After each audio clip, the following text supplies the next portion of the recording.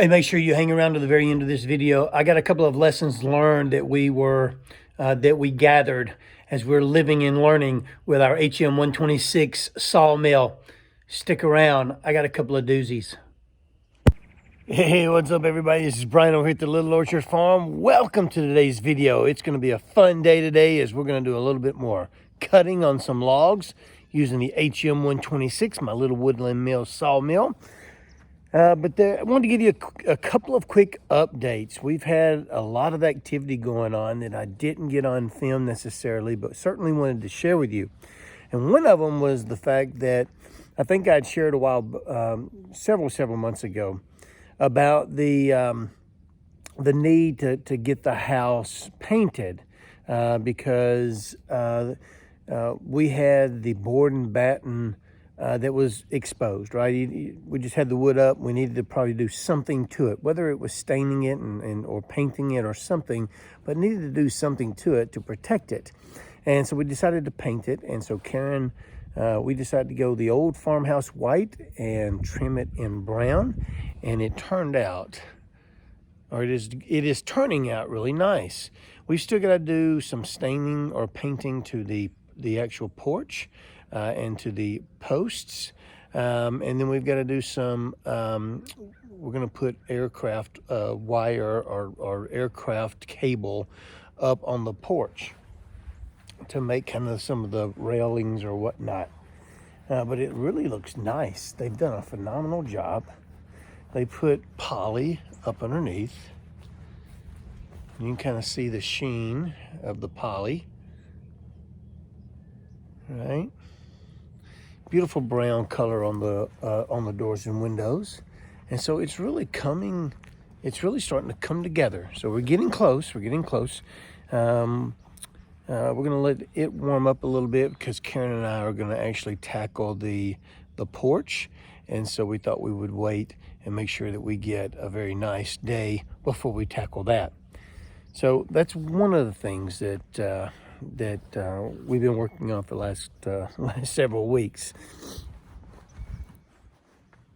The other thing that we were working on this weekend that we kind of got wrapped up a little bit last night was here in the wood shop. Here in the wood shop, I went ahead and got all the wait a minute, not that one. I got all the lights installed. And so that lights up the place pretty nicely. Continuing along the lines of getting it all insulated. I've got quite a bit of that still left to do, and we'll get that knocked out. We're going to do a little bit more cutting today on the HM126. Got a couple of logs here. We're going to cut them down to size to work on the mill, and then we're gonna cut them into 3/4 inch siding slabs, which I think I'm gonna use this first batch for a wall inside of my shop, and so one wall will be covered with a very nice looking cedar. And so we're gonna cut this to length, get the tree onto the mill, and we'll get to cutting. So welcome to today's video. If you're not subscribed to our channel, I encourage you to pop that subscription button and ring the bell so that you'll be notified when we release additional videos. And we got a lot to do today, so let's do this.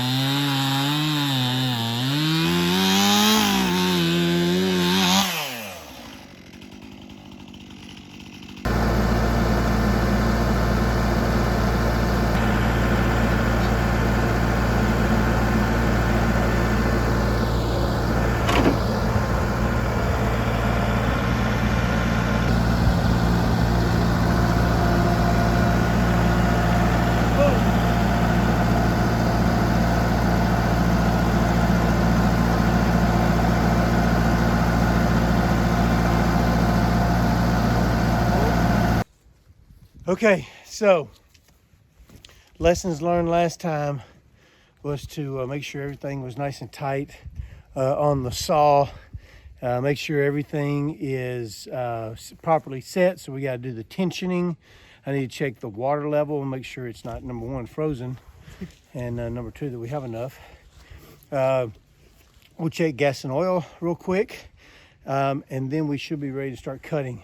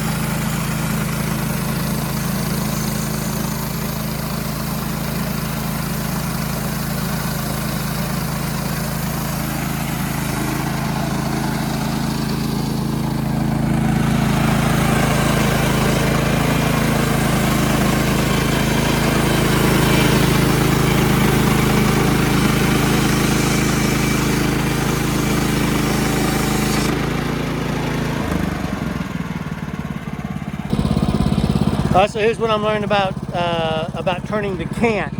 And then remember, a cant is nothing but a four-sided sawn log that's been cut. So all four sides cut, square, perfectly square, creates a cant. And what I'm learning is that there's really not a science, it's more of an art to determine how much you need to cut on the cant, the thickness of each pass on each side of the log.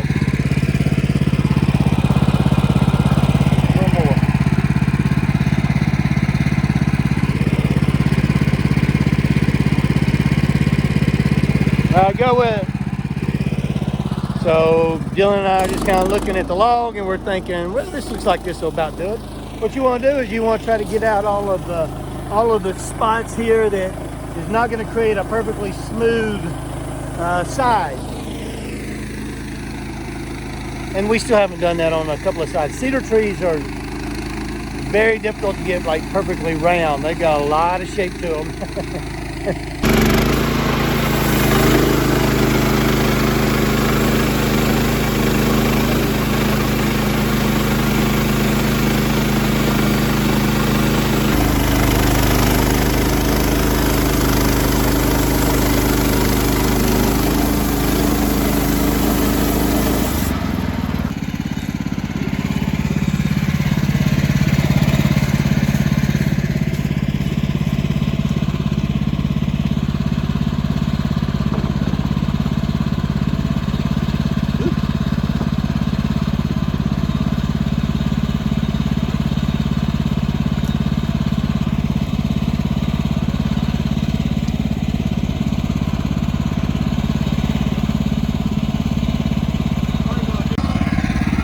So Karen is cutting 1-inch fairing strips for, roofings, whatever the case might be. Trying to utilize all of this log, and that's something that I'm sure we will learn more and more about as we continue to mill our own lumber, to figure out what are the different uses and how do we mill those different uses. Right now, we took and cut this one tree up into some awesome siding pieces, and this will make a beautiful inside wall. But we've got some of the log left over, and there's some bad spots in this log, and so we want to be able to use it and be able to fully optimize it without just taking this piece and chunking it for firewood. There's still some really usable lumber in there. The challenge, or the puzzle piece of this, the Tetris piece of this, is to figure out how to cut it and utilize it for that lumber. We've decided to use this last little bit of the cant for these 1x1, 1x3, I think they're 1x3 fairing strips. It'll be a very usable piece of lumber. I think she's enjoying herself. She's done found a new toy. I might be able to sneak off on the tractor without her noticing if she's out playing with this.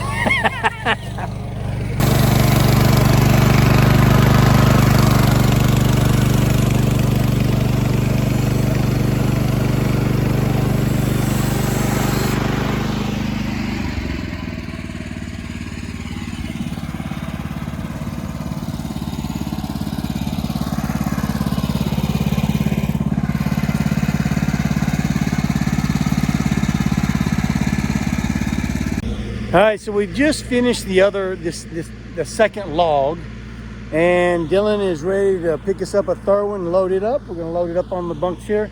I just wanted to show you the progress we're making. We've added some additional siding. This is really coming along nicely. We're getting a lot of wood off of this, a lot of wood. I'm stoked. She's allergic to one tree and one tree only. This is it. Just think how nice or aromatic everything's going to smell as you're sneezing and maybe getting hives or whatever. Some swelling up. Swelling up. Are you allergic to redwood? Mm-hmm. Oh. Yeah. Am I? I don't know. You haven't broke out in hives or had any secret rashes we're not aware of, have you? That's personal information that we don't need to give out. At least not while the camera's recording. Well, all right. Well, there you have it. A couple more lessons that we're learning. To drive or to construct the cant and narrow or reduce the number of passes that you have to do, you really do have to take a little bit bigger chunk out of that first cut. I'm wanting to just kind of skim through it, and that's not the way to do it. You have to consider where those all four sides need to be with the pith staying right in the middle so that you get some really nice lumber. Now, some of this lumber that we cut does have the pith in it, and I'm going to be okay with it, I think, because it's going to be on the wall. I'm not making any furniture or anything like that out of it, so I think I'm going to be okay. That of the three logs that I think we did today, man, the amount of lumber that's going to come from this, I've got to build a structure. I've got to build a drying structure that we're going to be able to put the wood up underneath and keep it protected from the elements because it's going to need to dry for several months. I'll probably let this cedar dry for a couple of months before I try to put it up in the into my barn area, and may have to actually come back with some stripping, some true board and batten inside on one wall. I'm wanting to do this on one wall. We'll see how it goes. But I'm excited about it. I'm excited about the tool. I'm excited about the product that it's putting out. We've only done cedar. We've not attempted any sort of other hardwood, anything like that, any oak. I have some available, and I have some that I'm really wanting to get into. But I think we'll keep practicing on the cedar for a little while. I got tons of cedar trees, and we're going to keep. Karen said she wouldn't want any other wood cut because she loves the smell of cedar, and so we're going to keep doing cedar and keep building a supply up. I'll probably take the tractor and lift up this batch right here and take it on into the barn and let it start drying inside. I think that's probably the best place for it. There is good airflow in there, and it's out of the elements, and it'll start to it'll regulate to the temperature of that area once I get it all insulated and whatnot. So I think that would be a smart move. I think we're going to do that today. Oh my goodness, we had such a great day out milling those logs. And in fact, we decided to bring them inside to where they could dry out. But as you can tell, some beautiful lumber, ranging anywhere from 6 to 8 inches in width. And boy, those are beautiful, aren't they? Just beautiful. All of this is cedar. And again, I think we ended up milling like 4 or 5, maybe 5 pieces of 5 logs. But there was a couple of lessons that I learned while the camera was not rolling. I thought I'd share those with you. There was one time in particular where I tried to actually back out of the cut. Not the wisest thing to do. It threw the blade, and the blade came off the wheels. So the lumber started having, as soon as I threw that blade and I put it back on and started going with it, I started seeing lines going across it. And so that told me that more than likely I had a tooth that was out of set. And so I thought, well, I'll go ahead and I'll cut the rest of the lumber because I can always run this through a planer and do a light plane on it, a skip plane on it. But it also, it creates an element of rustic look for what I'm using it for. It's not going to be a finished, like a piece of furniture. And so I thought, well, this would be fine. I can always go back and correct it if necessary. And so that was one lesson that I learned out of the gate was, as soon as I threw it, if I want to do finished good type material, I need to change the blade out immediately because it only takes one of those teeth, I think, to get offset for it not to give a nice cut. We then I did end up putting another blade on when we finished up the log, and I thought this would be a great opportunity to learn how to do that. And so we put on another blade. And I ended up throwing that one as well. And to be honest with you, I don't know how I threw that one. And so we decided at that point we were going to stop because I wanted to read up and try to figure out why I would be throwing, what would have caused that blade to throw. So after throwing the second blade, we decided to call it quits for the day. But I wanted to try to figure out why I threw that blade. It could have been a number of things. I thought I had it tensioned properly. I kind of ran it with my fingers a few times. I suspect I didn't give the blade enough time to break in, so I was applying my water and soap solution immediately to lubricate it. I do remember reading where it talked about letting the blade break in for about 30 minutes before applying the water, and that very well could have been why I threw it. I don't know. But to any extent, the lumber that we did get from this batch, unbelievable, just awesome. And so I'm very happy with that. We decided to bring it inside to allow it to air dry, and I've got a fan over here that I'll put on it and allow that air circulation to kind of continue to dry it out. But I thought bringing it inside would be the best thing because I'm going to use it over here in the shop area. And in fact, that's the wall back here on the very back side of the shop where I'm going to apply it and layer it. And so I want to try to get it kind of dry so I don't have massive gaps in between my boards. There was one other thing that I did notice that while we were using the Sawmill, and I've actually had a couple of folks even ask me about it online, and that was my saw head is reversed. I've got my dogs on my saw stops, or my log stops rather, to the same side that I'm actually pushing. And almost every other setup that I've seen has the saw head reversed. And I kept trying to think, why would that matter? And I think I found out. Because as I was pushing through a couple of the logs, I noticed that the log wants to move away from the saw stops because of the direction of the blades going. And so it puts more pressure on the actual log clamps, the cams. And so I am absolutely going to turn the head around the other direction. It's just going to, it'll take a little bit of work to do, but it shouldn't be that hard, that difficult. I'll use the tractor, lift it up, flip it around, set it back down. But it was definitely a lesson learned.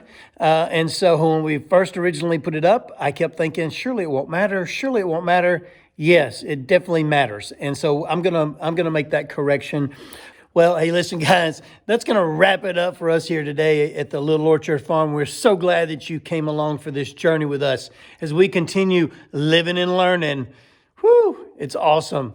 I love the Sawmill. In fact, I think the whole family, you know, my son Dylan and Karen, we all three had a great time. It's work. It's really work. But it's kind of an enjoyable relaxation type of a work. Man, you're getting a nice product from it.